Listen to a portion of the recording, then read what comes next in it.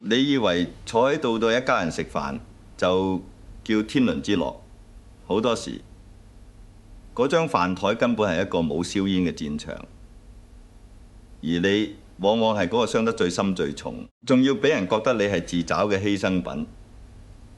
你有冇試過辛苦咗成個下晝頂住條好咗又痛，痛完又好嘅腰骨，特登去街市同個賣菜阿姐討價還價，只係為咗揀2斤最靚最新鮮，你個仔細過最層意食嘅菜心，你企到對腳酸軟，條腰直都直唔起，喺個廚房嗰度焗到滿頭大汗，煮咗一餐，你自己覺得係滿分，凝聚咗你一生功力嘅靚飯，諗住全家人開開心心坐低食餐安樂茶飯，點知你只係隨口講咗一句，真係好隨口，好似呼吸咁自然嘅一句：仔啊，咪成日掛住食嗰啲外賣啦，味精又多，油又唔知係咩油，啲肉可能雪咗108000年，食得多對身體唔好㗎。或者你只係出於阿嫲嘅本能，摸一摸個酸隻肥嘟嘟嘅手仔，好心提醒一句：新抱啊，今日轉涼喎，你睇下個酸隻手仔咁凍，着得咁單薄，一陣凍親，睇醫生就麻煩啦。就係呢一句純粹出於關心、出於愛、出於一份改唔到嘅母性嘅一句説話。你抬頭一望，見到嘅景象足以令你由胃嗰度寒出嚟。新抱個面色即刻沉晒，嗰種沉唔係普通嘅唔開心，係好似你爭咗佢幾百萬冇還，仲要喺佢背後講佢壞話，咁塊面黑過鑊底，啲眼神尖鋭過你把切肉刀。你個仔呢？佢坐喺中間，左望望你，右望望老婆，粒聲唔敢出，個樣難做過乜咁，個頭幾乎要埋咗落碗飯度，連夾條菜心都唔敢大動作，驚揀錯邊個企餐飯嘅氣氛。喺0.01秒之內，由你幻想中嘅暖粒粒天倫樂，變成咗一個冰窖，寒氣逼人。你粒心即刻由滾燙嘅一腔熱血，變成咗雪藏咗10年嘅冰硬。你望住碗飯食唔落，喉嚨好似有嚿石頭塞住咗個心，夾乜住夾乜住，覺得好委屈、好冤枉、好無辜。你心裏面一定喺度咆哮緊：我到底做錯咗啲咩？我只係為佢哋好咋。我唔係想佢哋健康快樂，我使乜講呢啲嘢？我點解要咁辛苦煮呢餐飯？我到底為乜？呢種委屈唔係一次性嘅，係一種慢性毒藥，一種精神嘅砒霜。每日一小啖，慢慢侵蝕緊你嘅晚年生活，腐蝕緊你嘅尊嚴同快樂。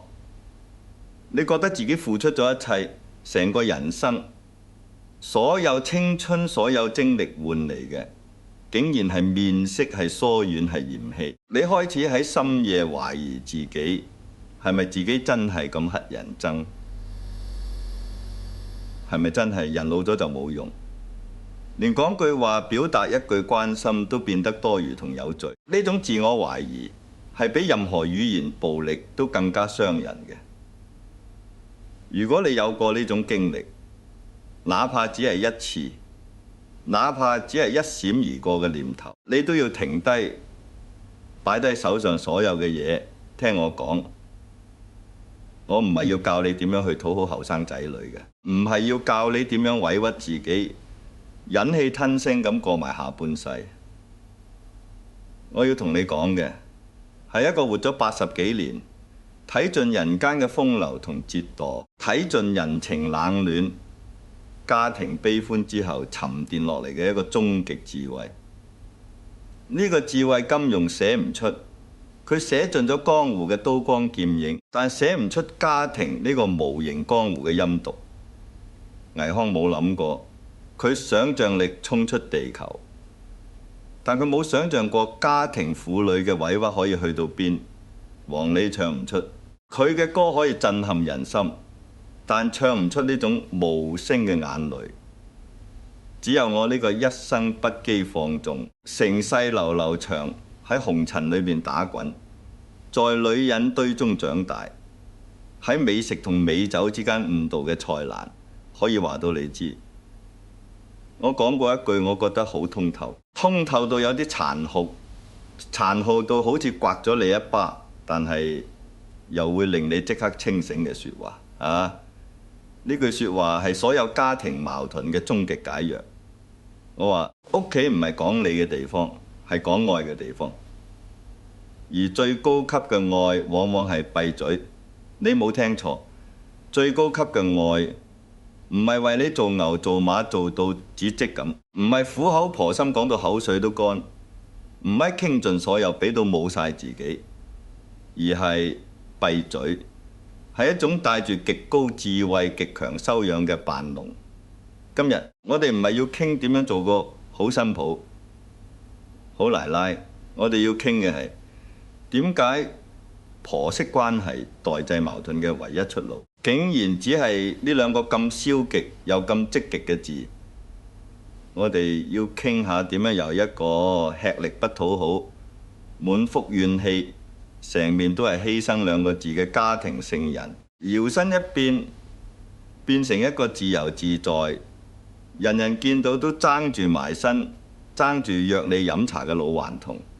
如果你嘅人生下半場唔想再喺眼淚、委屈同埋睇人面色之中度過，你想活得通透過癮、有尊嚴、有笑聲，咁你就要擘大你對眼，清空你個心。時時裝片，我就聽清楚嘅説話。如果你唔想人生下半場變得毫無意義，最好關注呢個頻道，因為我會一直喺度教你點樣令自己過得更好。首先你要明白一個好殘酷但係千真萬確嘅人性真相。呢個真相係所有痛苦嘅根源。喺呢個家庭嘅權力遊戲入面做得越多，嫌棄越多，你以為自己係犧牲係偉大嘅母愛，喺人哋眼中你只係喺度越位，仲要係越得好難睇嗰隻。我見過太多呢一類嘅長輩，特別係女性長輩，特別係我哋呢一代嘅香港女性。我哋由細俾人教育要賢良淑德，要相夫教子，要為家庭奉獻一生。好似你唔敢做就係一個唔合格嘅女人，呢個觀念根深蒂固，好似孫悟空頭上面嘅金剛圈咁，由細個開始就牢牢箍住你嘅思想，從來冇除落嚟過。所以你一退休或者一湊大咗啲仔女，你唔會覺得係解脫，你反而會有一種失落感，一種本能嘅衝動，想繼續發光發熱，想將自己僅餘嘅剩餘價值全部貢獻俾下一代。你覺得呢個係你嘅責任，係你生存嘅唯一目的。於是你免費甚至係貼錢，做咗佢哋嘅管家、保姆、廚師，甚至係佢哋認為過時嘅育兒專家。你覺得呢個係愛，係無私嘅奉獻。但你有冇試過，哪怕只係一次企喺後生仔女嘅角度去睇下成件事？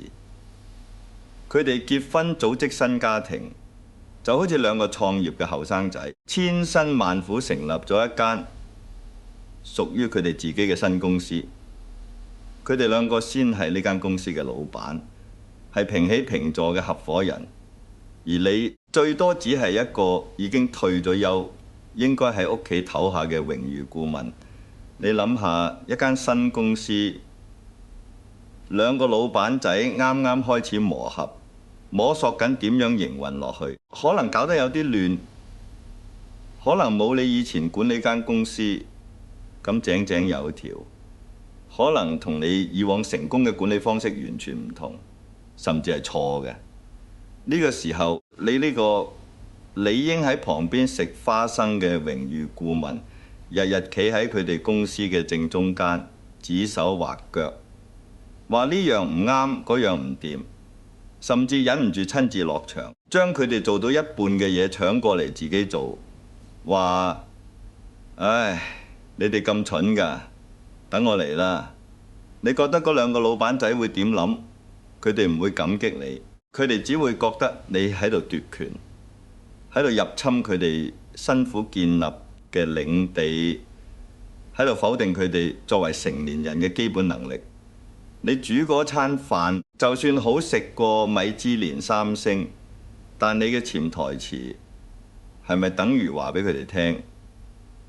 你哋嘅生活方式，你哋從意食嘅嘢，全部都係垃圾。你話個孫着得薄，係咪等於一個大耳刮子打落新抱度？話佢連照顧自己個親生仔嘅基本能力都冇，係一個唔稱職冇腦嘅阿媽。你每一次所謂嘅為你好，喺佢哋嘅潛意識裏面，都係一次對佢哋獨立人格嘅貶低同攻擊，係一種侮辱。呢個就係心理學上面講嘅好心做壞事嘅極致。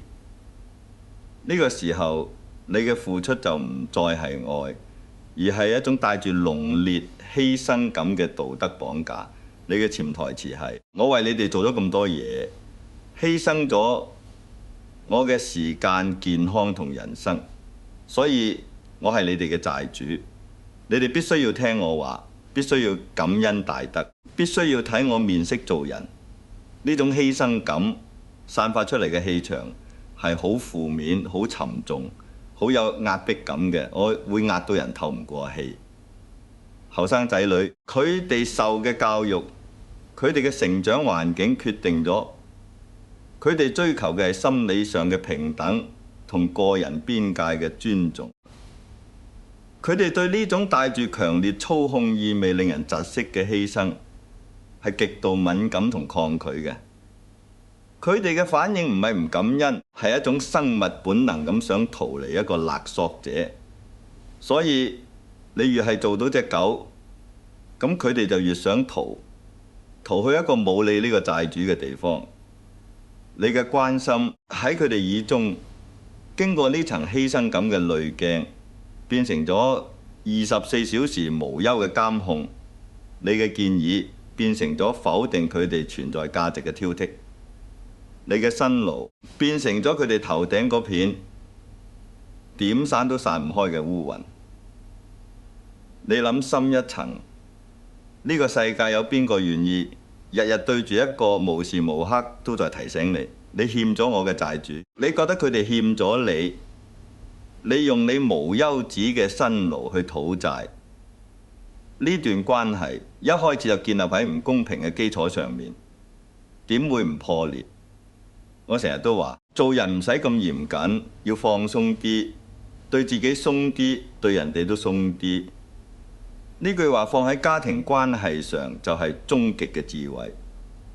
既然仔女已經成家立室，佢哋就係一個獨立嘅生命體，佢哋有佢哋嘅命，佢哋總以食外賣由得佢哋啦。反正食到肚痛，下次佢哋自然會識驚，或者人哋個腸胃已經進化到可以抵抗地溝油。你擔心嚟做咩？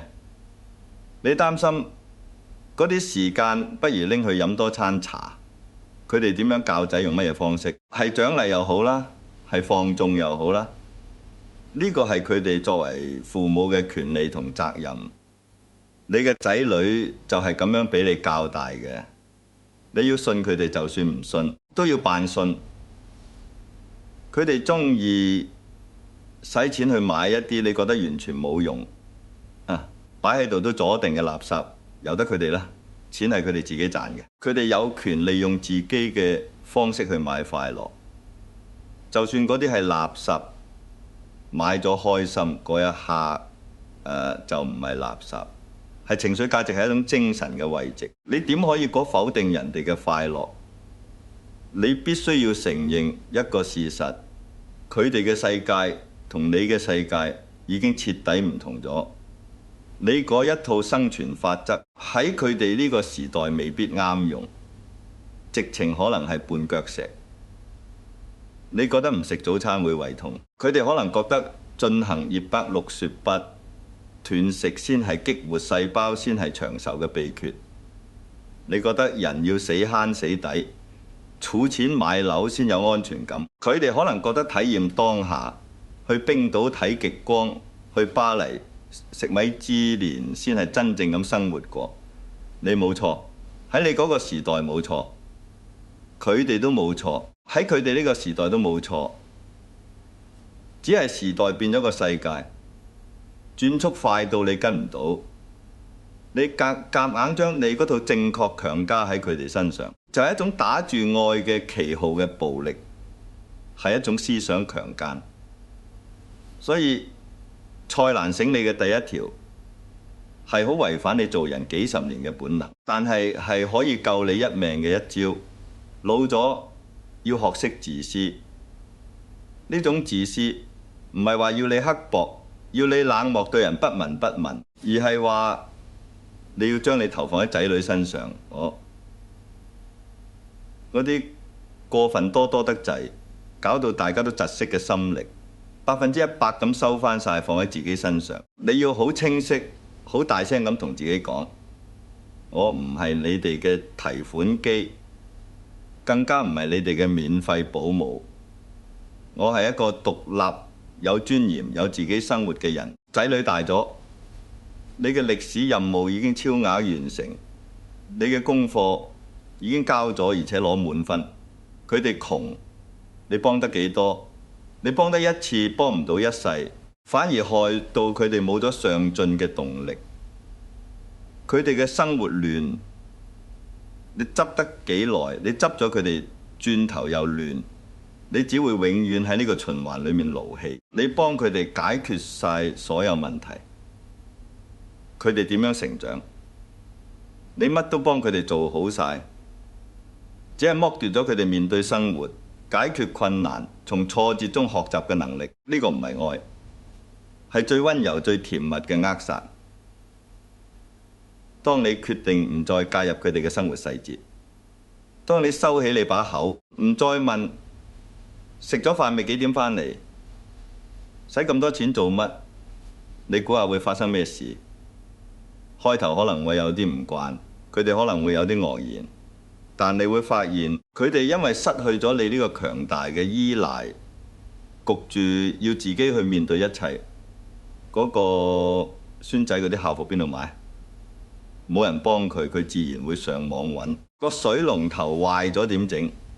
冇人幫佢，佢自然會打去揾水電師傅。放假去邊度玩？冇人幫佢 plan， 佢哋兩公婆就要坐低自己商量，自己解決。喺呢個過程裡面，佢哋先會真正成為一個團隊，先會學識乜嘢叫責任同承擔。而你因為冇再插手，自然就冇咗嗰啲因為做法唔同而產生嘅摩擦。你由一個勞心勞力、吃力不討好嘅管理者，變成一個兩袖清風、逍遙自在嘅旁觀者，你先至可以攞返嗰份內心嘅平靜同尊嚴。記住，一個唔管事嘅老人，先至係一個可愛嘅老人。你做返一個純粹嘅人，而唔係一個已經過時嘅角色，你先至會有真正嘅尊嚴。呢個世界嘅運行規則好得意，好吊詭。你越係用力追求一樣嘢，越係追唔到，你越係放開手，佢反而會向你靠近。親情都係一樣，你放開手，親情反而會向你靠近。呢個道理，你要用好多眼淚、好多失眠嘅夜晚先會明白。但我希望你今日聽完我講，可以唔使喊咁多場戲。好，既然明白咗做得愈多，死得愈快呢個殘酷嘅道理，咁我哋進入最核心、最實戰，可以即刻用嘅部分。點樣喺呢個混亂、嘈吵、令人心煩嘅家庭戰場入面，揾返屬於你自己內心嘅一片淨土，揾返嗰種平靜。答案就係嗰兩個字：扮聾。扮聾唔係真係叫你去做聽力測試，去配嗰個助聽器嘅。相反，呢個係一種心法，一種演技，一種極高級、極難練成，但係一練成就天下無敵嘅人生智慧。係蔡瀾喺紅塵俗世打滾幾十年，睇盡眾生相，俾人呃過、激過、傷過之後提煉出嚟嘅生存藝術。你必須要將佢刻喺個心度。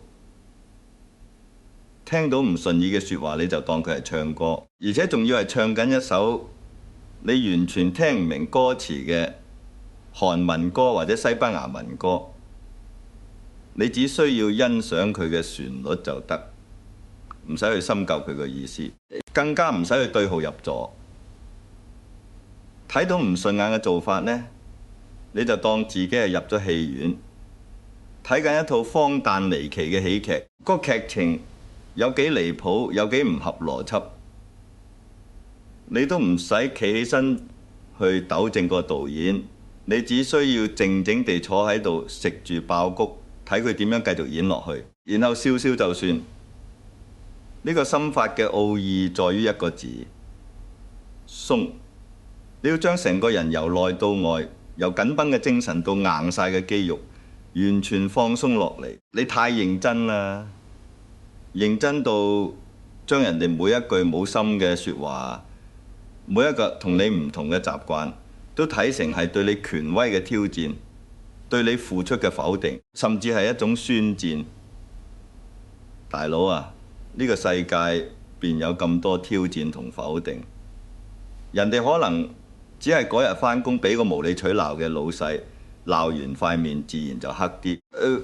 人哋可能只係由細食某啲嘢，食到大，真心覺得咁樣好好食，絕對唔係嫌棄你煮嘅嘢。呢一切都同你無關，但你對號入座，將所有嘢攬上身，覺得人哋係衝着你而嚟。呢個唔係同自己過唔去係咩？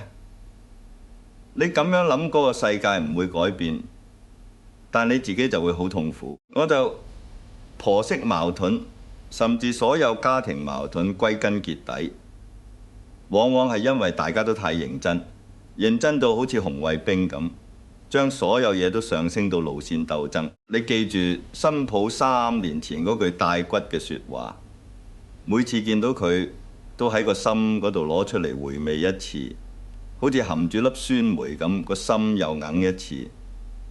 你講咗句建議，佢1個禮拜冇啲好面色俾你睇，你又覺得佢針對你，玩針對。大家呢啲毫厘之間嘅小事上面不斷咁磨，好似2塊粗糙嘅石頭咁，磨到大家都血跡斑斑，筋疲力盡，傷痕累累，何必呢？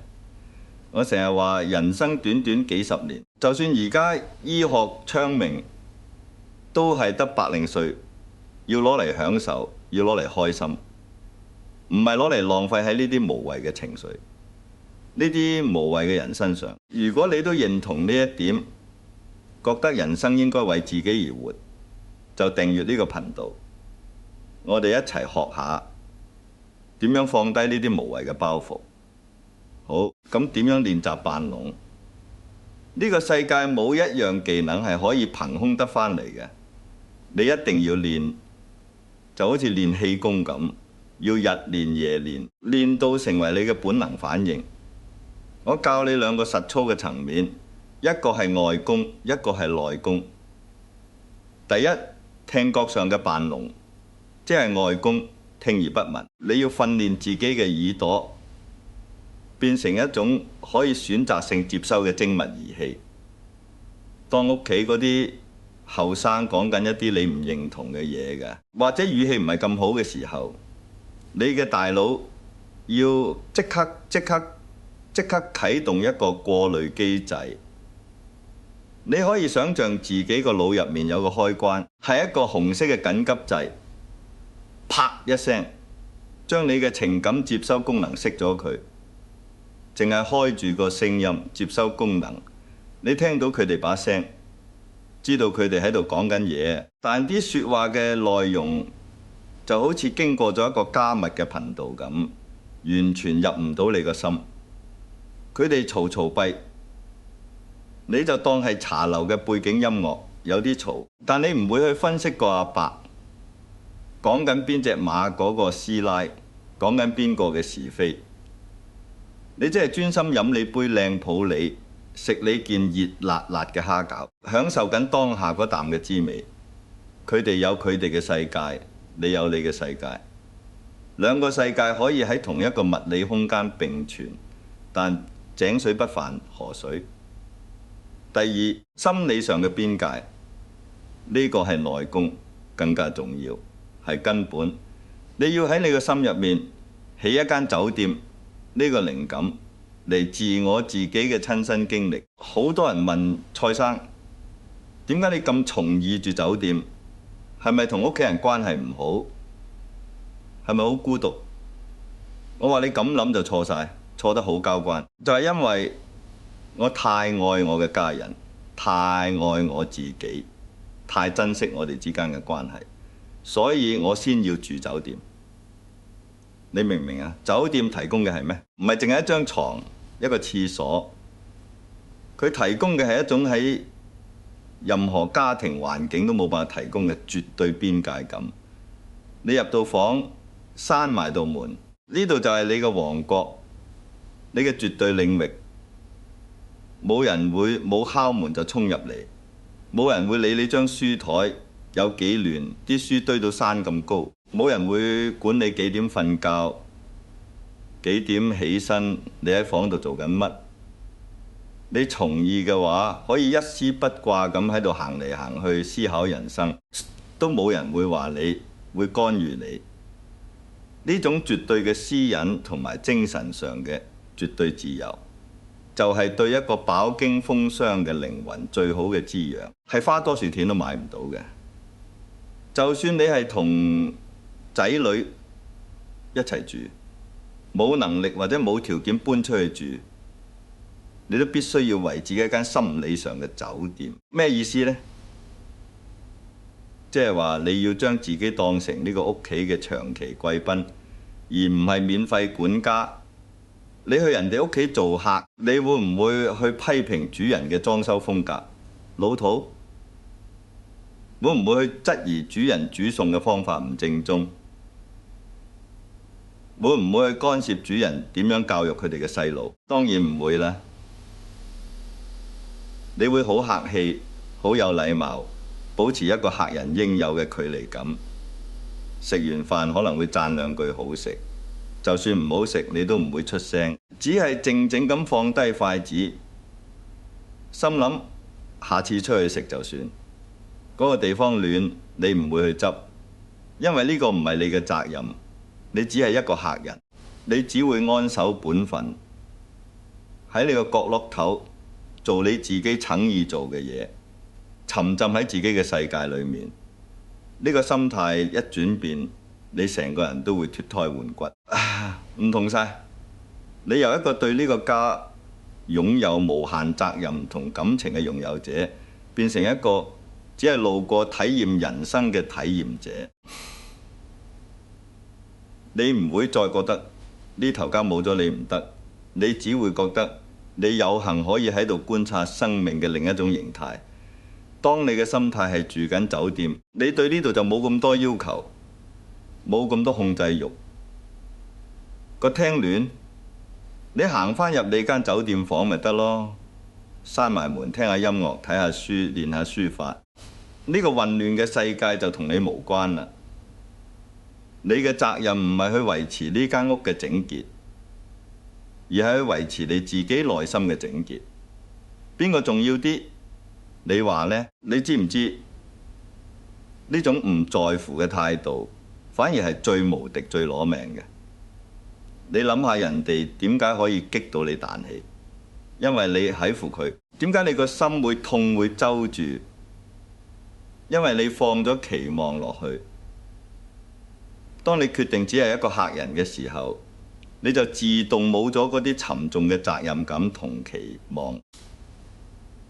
你唔期望新抱會好似親生女咁對你噓寒問暖，你唔期望個仔會完全聽你話做你嘅傀儡，你唔期望個孫會跟足你嗰套成長，冇期望就冇失望。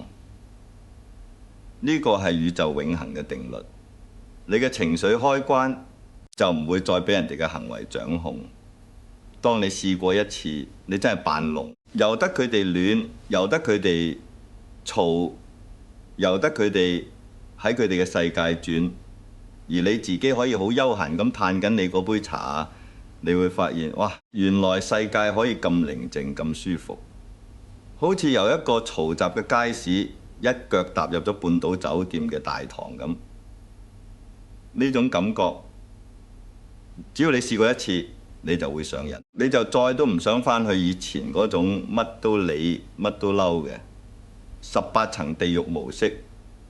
仲有啊，你記唔記得我啱啱講，你越放開手，佢哋反而會向你靠近。呢個就係下一步嘅化學作用。當你唔再係一個令人緊張、令人窒息嘅監控者，你喺佢哋眼中嗰種威脅感就會神奇咁消失。你由一個成日話佢哋嘅長輩變成一個好安靜、好識做、好有分寸嘅室友，甚至係一個散發住祥和之氣嘅貴賓。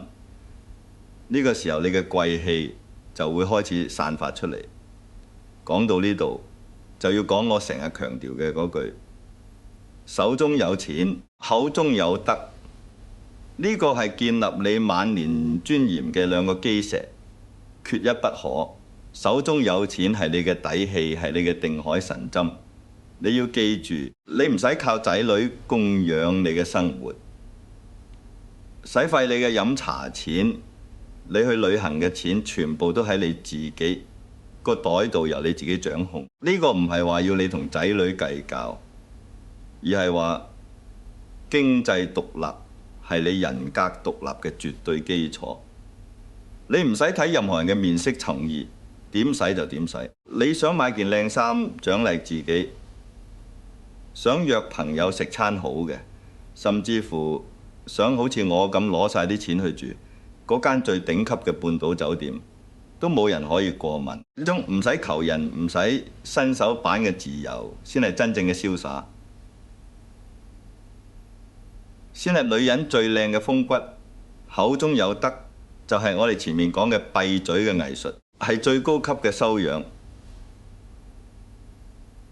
點解有啲老人家明明佢冇做乜嘢家務，又冇俾好多錢仔女，但係成個家族嘅人都好尊敬佢，好從意親近佢，逢年過節都想約佢見面，因為佢哋身上有一種貴氣。呢種貴氣唔係話佢哋着得好大金器嗰種，而係一種由內到外散發出嚟嘅從容同修養，係一種經過歲月沉澱之後嘅智慧光芒。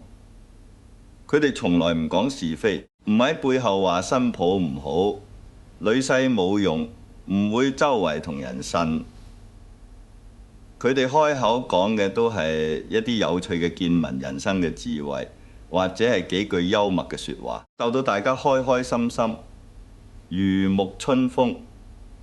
佢哋唔會呻辛苦，唔會訴苦，因為佢哋知道呻係冇用嘅，使會令到身邊嘅人覺得你係一個負能量嘅黑洞，人人都想避開你。你試下代入後生仔女嘅角度，你親耳見到一個成日咳聲嘆氣、怨天怨地，成面都寫住我唔開心嘅長輩，定係一個精神奕奕、笑容滿面，開口就話我最近發現咗間餐廳，個東星斑好正，或者我尋日睇咗本書好過癮，真係笑到我啊嘅長輩。答案好明顯啦，做一個有趣嘅人，永遠比做一個正確但係好哀怨嘅人更加受歡迎，更加得人寵意。你唔再管家事，唔再批評佢哋嘅生活，你自然就唔會同佢哋產生衝突。冇咗衝突，你塊面就會寬容啲，你嘅眼神就會溫柔啲。呢種慈祥同從容就係一種磁石，會吸引人哋上埋你身聽你講嘢。呢個就係唔管事帶嚟嘅最大紅利，係你意想唔到嘅收穫。但係講係咁講，如果你同仔女嘅關係真係已經僵到一個點，同住一間屋，就算你點樣扮聾，嗰種磁場都係令你窒息，好似唞唔到氣咁。咁點算？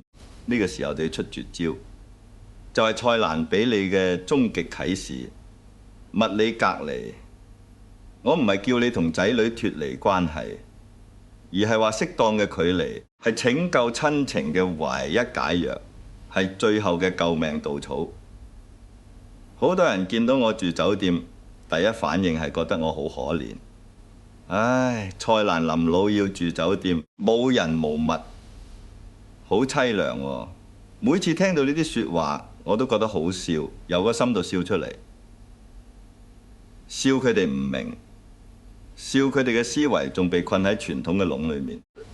你覺得一個坐緊監嘅人自由啲，定係一個可以隨時瞓到自然醒？行出門口就有5星級服務，有得食有得玩，有靚景睇嘅人自由啲。我唔係冇屋企嘅，我係揀咗一種令自己最舒服、最自由、最唔使受人氣嘅生活方式。呢個選擇嘅背後包含咗一個好深刻嘅家庭相處哲學，就係物理隔離係用嚟救命嘅，救翻你哋之間嗰段就快唞唔到氣、就快死亡嘅親情。3代同堂聽落好美滿，係我哋中國傳統觀念入面嘅一種福氣。但現實係將3個世代甚至4個世代唔同成長背景、唔同生活習慣、唔同價值觀嘅人焗喺同一個狹窄嘅空間入面。呢個唔係享受，係一場巨大嘅精神內耗，係一個冇期徒刑。你諗下，李登義朝頭早5點起身，聽下粵曲去晨運，覺得一日之計在於晨夜。但你個孫可能凌晨3點先瞓，佢嘅一日係由中午12點開始。你覺得間屋一定要一塵不染，所有嘢都要擺得有條有理，但佢哋覺得少少亂先有生活氣息，先叫屋企。你覺得食隔夜餸係美德，佢哋覺得食隔夜餸會生癌。呢啲生活上嘅細節，日日都喺度發生，每一樣都可以成為衝突嘅導火線。喺呢個困獸鬥嘅環境入面，就算你幾叻扮聾，你都只係被動咁防禦嗰種無形嘅壓力啊，一樣會令你唞唔到氣，因為你根本冇一個可以完全放鬆做返自己嘅空間。所以當我決定搬去酒店住嘅時候，我身邊好多朋友都大讚，話我呢個決定係大智慧，係真正嘅睇得開。因為我主動創造咗一個無可挑剔嘅邊界。我同屋企人嘅相處模式，由朝見口晚見面，見到大家都厭嘅困局，變成咗預約制。你哋想見我？好啊，打電話嚟約時間，大家約出去食餐飯。因為見面變得唔係必然，每一次嘅相聚都會變得珍貴，好似去飲意宴咁。你會特登打扮下佢哋，都會放下手頭上嘅工作，大家坐低，開開心心咁傾下偈。我唔會問佢哋啲私人嘢，佢哋都唔會干預我嘅生活。我哋嘅話題永遠圍繞住嗰啲開心嘅嘢。去邊度旅行好？最近有咩好食？有咩新嘅電影好睇？呢種關係係一種成年人與成年人之間嘅平等同尊重，冇咗上一代同下一代嗰種權力拉扯，成個關係即刻變得好清爽、好舒服，好似大熱天時飲咗杯冰凍檸檬茶咁。你知唔知好多家庭悲劇就係因為冇咗呢個暫停制，日日喺度磨到大家都冇咗耐心、冇咗愛，講出口嘅句句都係傷害。本來係一家人，最後變成仇人。但你諗下，如果你有能力搬開住，唔使好遠，可能係隔離條街，可能係同一個屋苑，唔同座呢個小小嘅物理距離，就係一個緩衝區。佢哋亂佢哋嘅，你乾淨你嘅；佢哋嘈佢哋嘅，你寧靜你嘅。當你覺得頂唔順，你可以即刻撤退，返去你自己嘅安全區，唔使喺同一個屋檐下焗住要承受嗰種情緒轟炸。呢個距離唔會拉遠你哋嘅親情，反而會產生一種距離美。你唔再係佢哋生活混亂嘅罪魁禍首，佢哋都唔再係你情緒困擾嘅源頭。你哋會開始懷念對方嘅好，而唔係放大對方嘅缺點。所以，如果你嘅環境許可，認真考慮下呢個選項。呢個唔係逃避，係一種積極嘅自救。講到呢度，我諗你已經開始明白扮聾嘅本質唔係一種委屈自己嘅忍耐，而係一種解放自己嘅手段。咁解放咗之後呢，你得到咗大把時間同自由，你點樣用？呢個先係最關鍵嘅地方。你千祈唔好進入另一個誤區，就係冇咗家務嘅束縛，反而成個人都空虛晒，唔知做乜好。跟住又開始諗返轉頭，想揾嘢嚟理。呢個係好危險嘅。你要記住我成日講嗰句，玩物養志，而唔係玩物喪志。一個人特別係辛苦咗一世嘅人，喺人生嘅下半場，一定要揾到一樣或者幾樣，令到自己可以全程投入，忘卻時間、忘卻煩惱嘅嗜好。呢樣嘢先係你真正嘅精神支柱。呢個嗜好唔一定要好高尚，唔一定要好貴，可以係書法，好似我咁，得閒寫下字，靜心養氣；可以係篆刻，拎住嚿石頭喺度慢慢雕，成個世界都靜落嚟；可以係研究煮餸，唔係為咗煮俾邊個食，純粹係為咗滿足自己嘅好奇心同味蕾；可以係行山去接觸大自然，吸收天地靈氣；可以係打麻雀，同幾個老友記嘻嘻哈哈，防止腦退化；甚至乎可以係去發掘一啲街頭小巷嘅隱世美食，做個美食探險家。重點係你要將你嘅生活重心100%咁放返喺自己身上。蔡生80幾歲人，點解仲咁精神？因為我忙到冇時間去腦，我成日要去試新餐廳，去構思新嘅文章，去同啲後生仔女交流，佢哋嘅活力會感染到我。我從來唔會打個電話問我嘅仔女，你幾時返嚟食飯啊？因為我連自己下一餐喺邊度食都未決定到。我嘅 schedule 可能仲忙過佢哋。當你嘅生活過得咁精彩、咁充實嘅時候，你估下會有咩效果？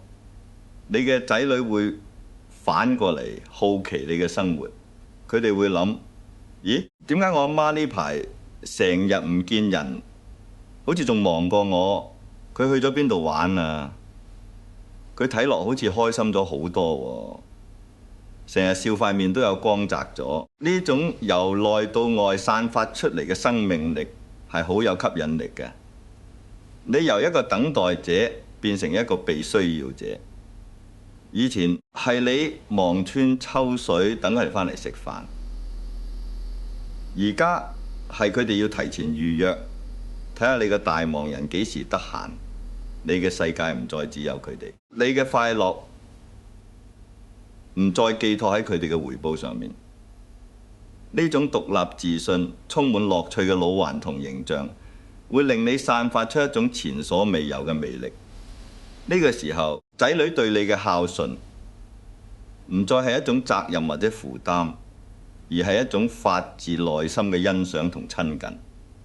佢哋會覺得有你呢個咁潮、咁型、咁通透嘅老媽子或者老豆係一種驕傲，維繫孝順嘅最高級手段從來唔係靠道德綁架或者可憐，而係靠你自身嘅吸引力。你要做嘅唔係一個喺屋企角落頭望住窗外面等人可憐嘅哀怨成人，而係一個自己揸住支大旗，帶領自己去冒險，去享受世界嘅有趣頑童。所以各位，我敬重嘅辛苦咗一世嘅老友記，特別係各位女士們，你哋要聽清楚我以下呢番說話。你哋呢一世為咗父母，為咗老公，為咗仔女，為咗個家，已經燃燒咗你哋最美好嘅青春同年華。你欠呢個世界嘅，你欠呢個家庭嘅，早就已經還清晒，仲要係連本帶利咁還突咗。你唔欠任何人任何嘢，你唯一虧欠嘅就係你自己。你幾十年嚟有冇好好咁望過塊鏡？有冇問過自己真正誠意啲咩？有冇試過乜都唔理，淨係為咗自己開心而做一件事？從今日開始，你要學蔡生咁放開你隻手，唔好再揸住啲唔屬於你嘅責任，合埋你把口，唔好再理啲同你無關嘅閒事，然後用盡你嘅心力去愛自己。